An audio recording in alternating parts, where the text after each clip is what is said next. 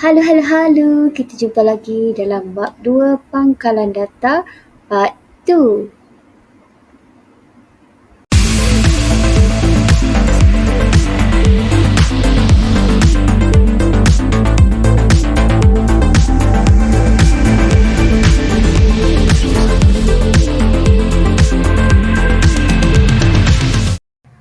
Okey, sekarang ni ini adalah topik yang sebenarnya kita nak tekankan.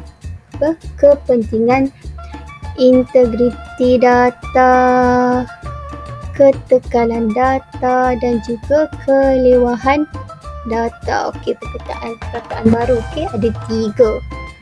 Okey, integriti, ketekalan dan kelewahan. Kita tengok satu-satu. Yang pertama iaitu integriti data. Apa itu integriti data? Integriti. Pernah dengar kan perkataan integriti tu? Apa yang dimaksudkan dengan integriti?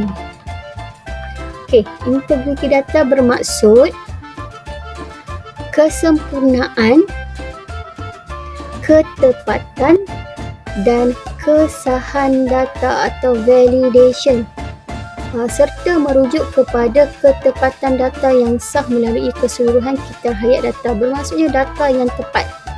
Data yang sempurna, tepat dan sah. Itu yang dimaksudkan dengan integriti data.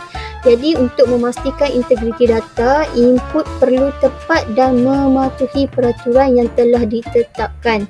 Okey, kalau dah kata nama Siti, nombor kad pengenalan 123456778, okey, pastikan itu adalah maklumat yang tepat atau data yang tepat. Jadi baru kita boleh mendapat integriti data.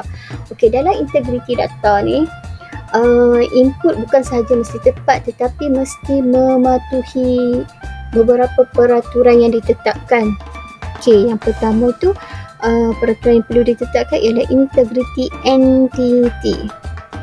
Yang pertama apa dia integrity entity? Integrity entity ni ialah jadual mempunyai sekurang-kurangnya satu atribut data yang unik untuk setiap rekod. Okey, contoh atribut yang unik ialah nombor pelajar. Okey, nombor pelajar tidak biasanya tak akan sama bagi setiap orang pelajar dalam satu-satu sekolah lah. Lain sekolah lain lah cara nombor dia kan. Nombor metrik, nombor kad pengenalan. Itu adalah itu yang dimaksudkan dengan atribut unik. Okey, nanti kita akan belajar jadual ataupun table. Okey, jadi yang pertama integrity entity. Yang kedua ialah integriti rujukan. Integriti rujukan ialah rekod-rekod dalam dua jadual yang berbeza boleh dihubungkan melalui perkongsian atribut yang sama. Okey, jadi kita akan tengok macam mana dua jadual yang berbeza dihubungkan melalui atribut yang sama dengan adanya kunci-kunci asing dan kunci primer. Okey, kita akan baca tu. Kemudian kita tengok yang ketiga ialah integrity domain. Yang ketiga, integrity domain, di mana atribut-atribut data dalam jadual mesti betul dengan berasaskan suatu domain masalah. Okey, ada 3 jenis integrity, entity, rujukan dan juga domain. Okey, kenapa pentingnya kepentingan integrity data ni? Kenapa? Yang pertama, mengelakkan data menjadi korup. Okey, yang kedua, memastikan data yang terdapat dalam pangkalan data boleh dipercayai. Maksudnya data yang dimasukkan tu adalah tepatlah, betul. Dan yang ketiga, memastikan data tidak berubah secara sengaja atau tidak. Okey, di sini kita dah nampak dah kenapa pentingnya integriti data. Okey, kita tengok contoh dekat sini. Yang dikatakan contoh integriti data, jika seorang murid didaftarkan dengan nombor pendaftaran 123/16, pangkalan data sepatutnya tidak membenarkan pendaftaran murid lain dengan nombor pendaftaran yang sama. Ini menjamin bahawa setiap rekod adalah unik dengan mematuhi peraturan integriti. Okey, dekat sekolah pun tidak akan ada pelajar yang mempunyai nombor pendaftaran yang sama. Okey, jika ada nombor pendaftaran yang sama, maka berlakunya pertindihan data dan juga data, dan tak boleh sebenarnya lah, saya cakap tak boleh ada nombor pendaftaran yang sama. Jadi di sini integriti data memastikan tiada nombor pendaftaran yang sama didaftarkan untuk murid yang berbeza. Sepatutnya 123, 124, 125, mungkin ada kesilapan kat sini. Okey, itu yang dikatakan ini adalah contoh integriti data di mana nombor pendaftaran mesti berlainan. Jadi dia tak tepat kat sini jadi tak tepat. Okey, seterusnya kita tengok pula apa yang dimaksudkan dengan, tadi kita tengok integriti, sekarang kita tengok pula pada ketekalan data. Okey, ketekalan data ni ialah konsistensi agak susah nak sebut, atau keseragaman data yang mempengaruhi kesahan. Maksudnya sama ada sah atau tidak data tu. Proses mengemaskini data perlu mematuhi standard piawaian yang ditetapkan dan dilakukan dengan teliti. Okey. Seterusnya, tidak wujud perbezaan data pada salinan data pada ruang simpanan yang berbeza. Okey, ini yang dikatakan ketekalan data. Okey, ketekalan data tadi ada saya sebut tentang ketekalan data.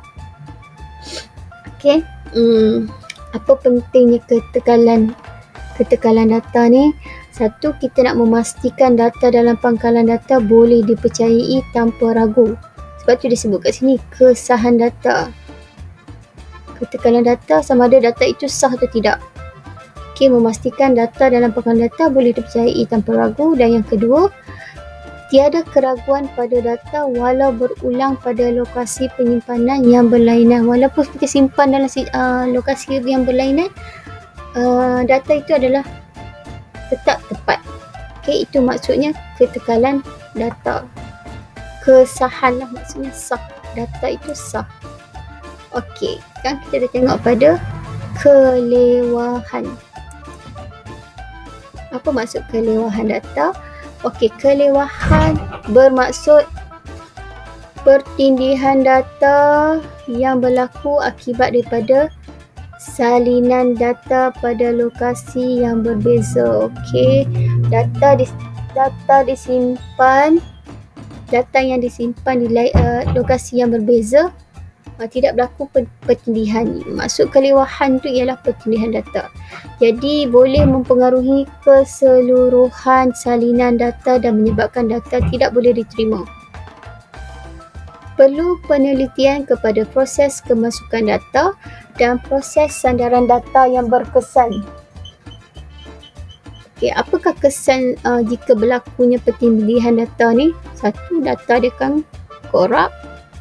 Yang kedua, pangkalan data tu dianggap tidak efisien. Dan yang ketiga, perlu lebih masa untuk kita kemaskini. Ialah bila berlaku pertindihan data, kita kata kenapa ada maklumat yang sama. Jadi untuk mengemaskini itu mengambil masa.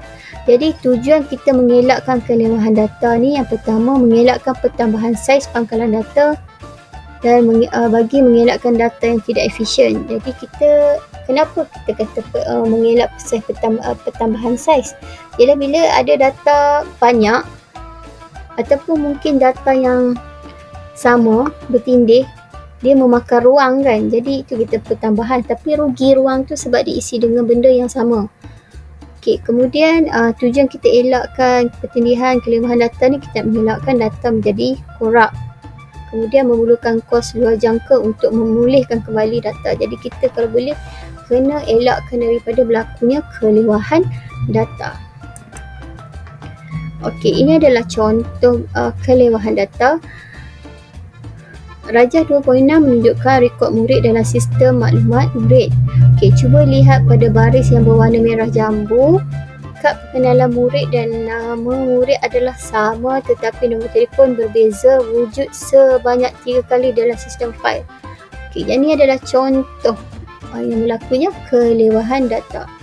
Okey, nampak nombor kad pengenalan sama. Okey, Okey, maksudnya kad pengenalan 000405115434 ni ialah Alia. Ni sama juga Alia dan yang ni pun Alia. Tetapi berlakunya kesilapan Okey, ni nombor kad pengenalan, bukan kad pengenalan, nombor telefon. Nombor telefon pun nombor telefon Alia. Maksudnya dimasukkan data orang yang sama banyak kali. Ini yang saya katakan tadi, merugikan ruang di dalam pangkalan data.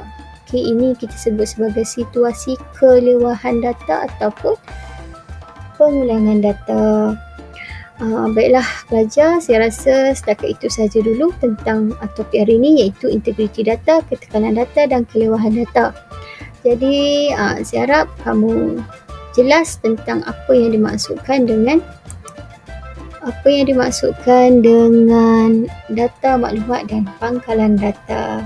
Okey, sekian, terima kasih, sehingga kita jumpa lagi. Okey, bye.